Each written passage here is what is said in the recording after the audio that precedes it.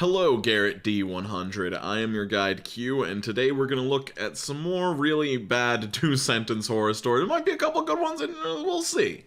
I jabbed my key into the mailbox, but I stopped, terrified as I noticed a weird smell and a strange pinkish fluid leaking out. But I quickly calmed down when I realized my Amazon human meat brick had arrived 3 days early. Oh my god, we live in a society. Soon we will all only be sustained off of Amazon human meat bricks. My parents were always complaining when I came home late. Now they can't say anything because I cut out their tongues. Yeah, that is definitely one way to solve that problem. I mean, you know, hate on the guy as much as you want, might be causing bodily harm to others, but he's finding solutions. Ever since assisted self no longer exist was legalized, I have looked forward to this day.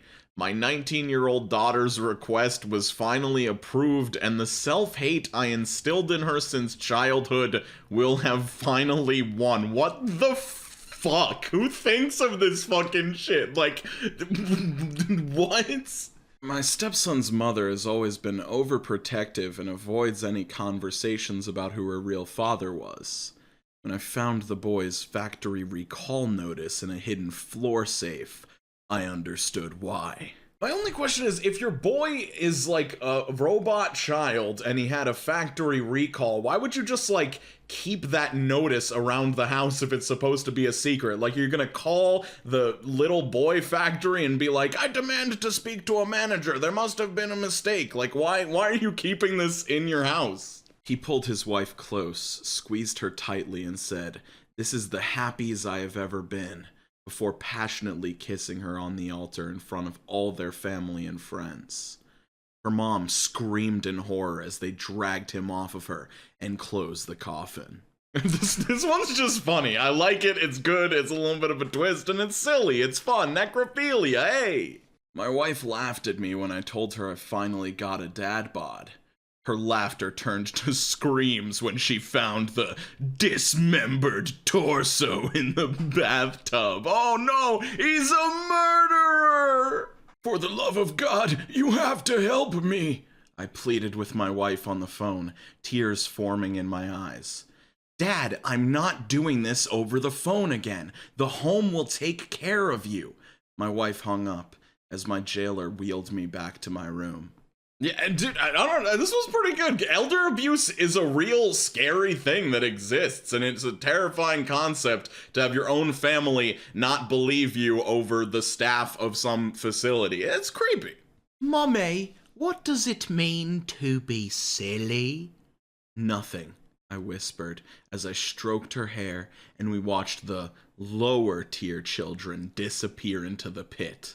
Please, big brains in my audience, tell me what this means. I have no idea. I understand a lower tier to some sort of class system, but what is the silly thing? What?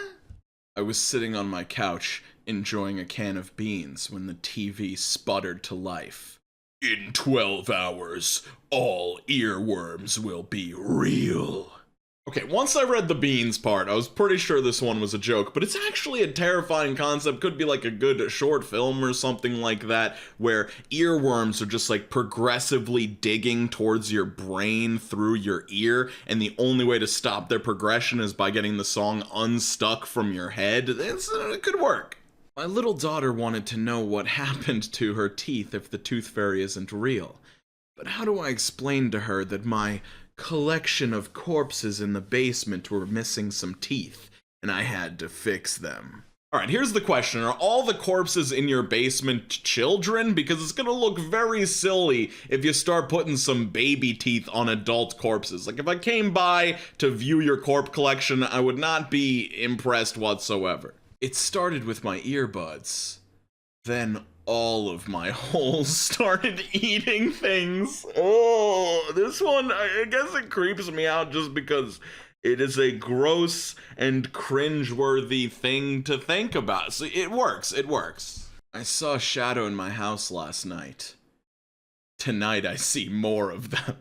This one's guilty of just being far too vague. It's just, thing happened, thing happened. I don't know. This is what? Why are you picking everything apart? She screamed. Strapped to the table, she was in no position to make suggestions, but I obliged and set down the ice pick in favor of the chainsaw. So this is supposed to be one of those like setups where everything seems normal and then no, she's strapped to a table and he's torturing her or something. But in what normal context do you say, why are you picking everything apart? And also, if you are being tortured on a table with an ice pick, also, why would you say, why are you picking everything apart? I'm pretty sure you'd just be going like, ah! The young boy said shyly, I'm just really curious is all. Harold would forever remember it as the most chilling answer to, why would you want to job shadow my work as a mortician? I mean, are we now just assuming that everyone's a serial killer or a necrophile? Like, this kid just could be interested in death, which is, like, relatively normal for kids, even though it can seem kind of weird. Curiosity Lewis was like a real-life Nancy Drew. When her high school crush turned out to be like a real-life Hannibal Lecter, things got complicated.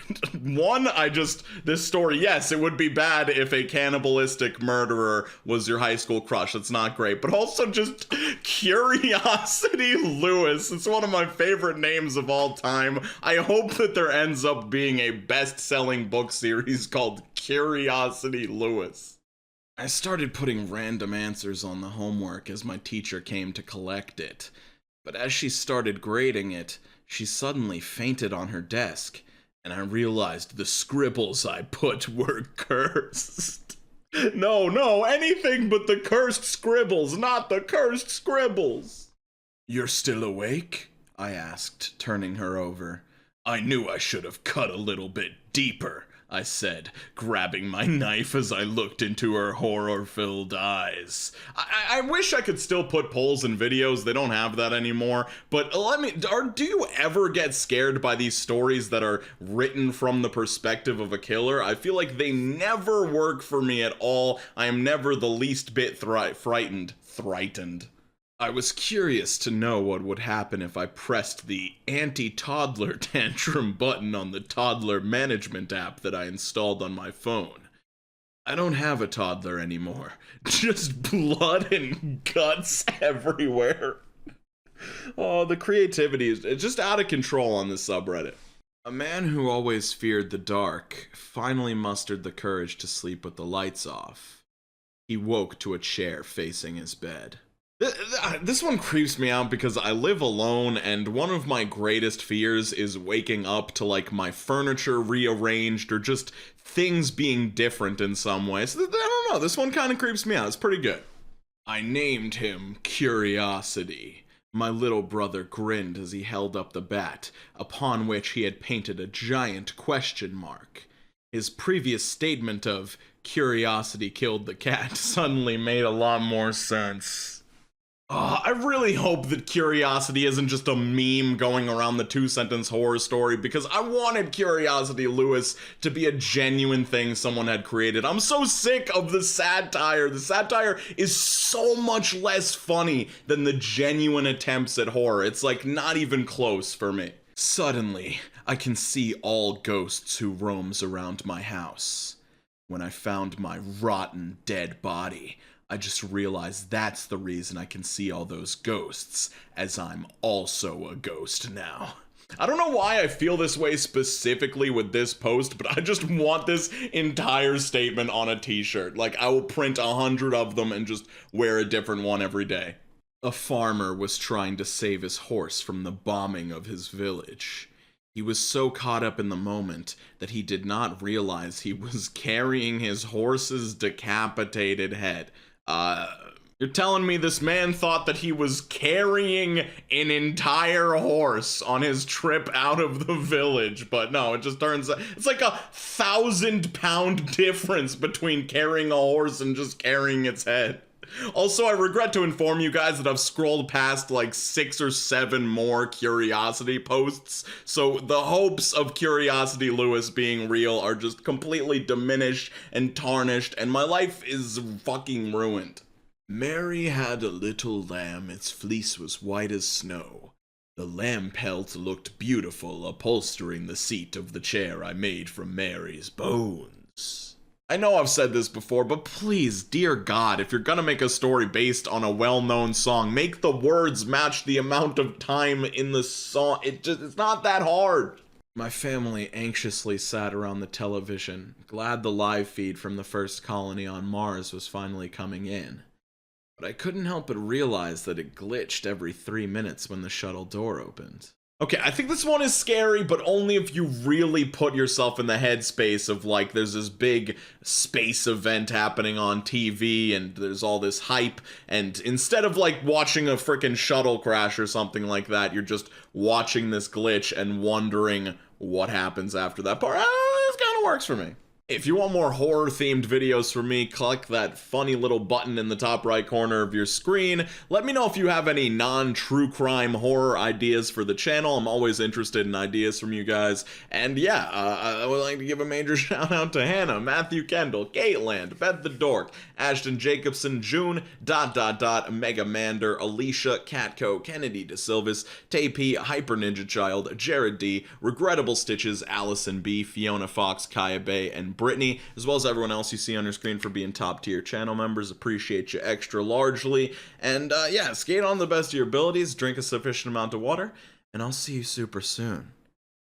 Peace out, Cub Scouts.